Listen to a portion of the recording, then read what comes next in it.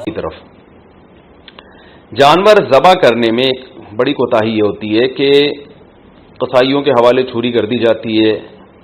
بعض دفعہ پتہ نہیں ہوتا کہ یہ مسلمان ہیں بھی یا نہیں ہیں، کیونکہ ان دنوں میں ہندو بھی بہت سے قصائی بنے ہوئے ہوتے ہیں. تو یاد رکھیے گائے کی گردن پہ یا جانور کی گردن پہ جو چھری چلانے والا ہے، پکڑنے والا کوئی بھی ہو، رسی باندھنے والا کوئی بھی ہو، چھری چلانے والے کا توحید پرست ہونا ضروری ہے یا اہل کتاب ہونا ضروری ہے. تو اس لیے یہ دیکھ لیں کہ یہ مسلم بھی ہے یا نہیں. اور تو بلا وجہ خامخواہ میں کوئی کہہ رہا ہوں میں مسلمان ہوں، تو اب یہ نہیں کہ لیبارٹری چیک کے لیے بھیج دیا آپ نے اس کو کہ ہے بھی کہ نہیں ہے. اتنی تحقیق کی ضرورت نہیں ہے.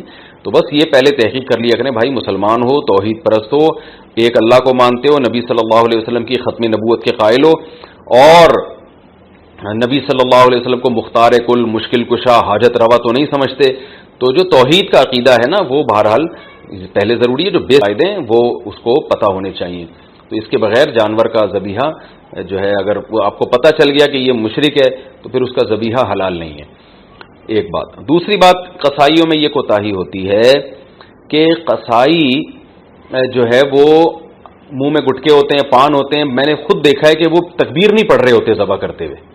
سب نہیں کرتے، یعنی بعض لوگ ایسا کرتے ہیں. تو اگر جان بوجھ کر کسی نے تکبیر چھوڑ دی ہے تو بھی جانور مردار ہو جائے گا. تو اس لیے قرآن مجید میں صاف اللہ کا حکم ہے وَلَا تَأْكُلُوا مِمَّا لَمْ يُذْكَرِ اسْمُ اللَّهِ عَلَيْهِ. وہ جانور جس پر اللہ کا نام نہ لیا جائے اس کو مت کھاؤ.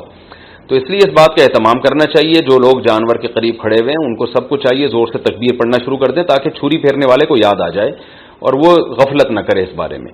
ہاں اگر بھولے سے رہ گیا، اس بیچارے کو یاد ہی نہیں رہا، تو وہ جانور حلال ہے، اس میں کوئی حرج نہیں ہے. جان کر تکبیرات چھوڑ دینا یہ بالکل اس سے جانور مردار ہو جاتا ہے.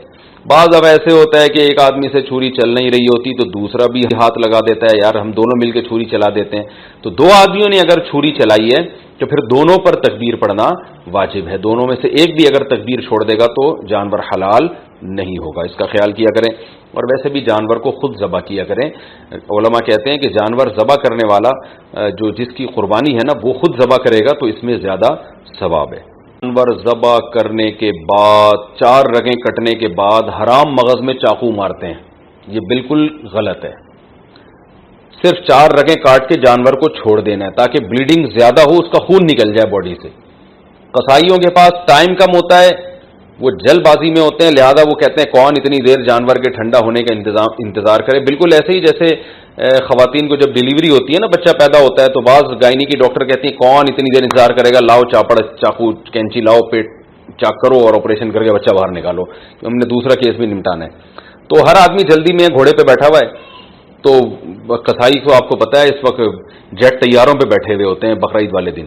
تو ان کے پاس اتنا ٹائم نہیں ہوتا جانور کی 4 رگیں کاٹیں پھر چھوڑ دیں، بلیڈنگ ہوگی، خون نکلے گا.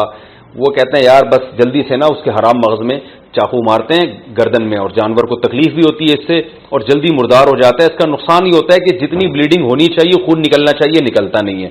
تو اس سے یہ نکلتا نہیں ہے. تو اس سے 3 نقصان. پہلا نقصان مکروہ عمل ہے، یہ شریعت میں یہ طریقہ ہمیں ذبح کرنے کا نہیں بتایا. دوسرا نقصان جو گوشت میں خون باقی رہ جاتا ہے، جو ذبح کرنے کا مقصد ہے وہ پورا حاصل نہیں ہوتا. تیسرا نقصان گوشت کی لذت بھی کم ہو جاتی ہے. اور چوتھا ایک اور نقصان، گوشت میں جو بیماریاں ہیں آپ کو پتہ ہے بلڈ کی وجہ سے ہوتی ہیں. کہ بلڈ اگر گوشت میں رہ جائے تو اس میں بیماریاں بھی رہ جاتی ہیں.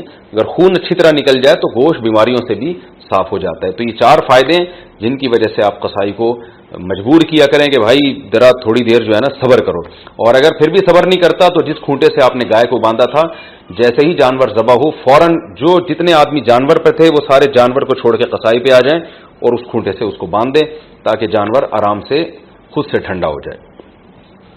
یہ بھی کرتے ہیں کہ جانور ٹھنڈا ہوا نہیں ہوتا کھال اتارنا شروع کر دیتے ہیں اس کی.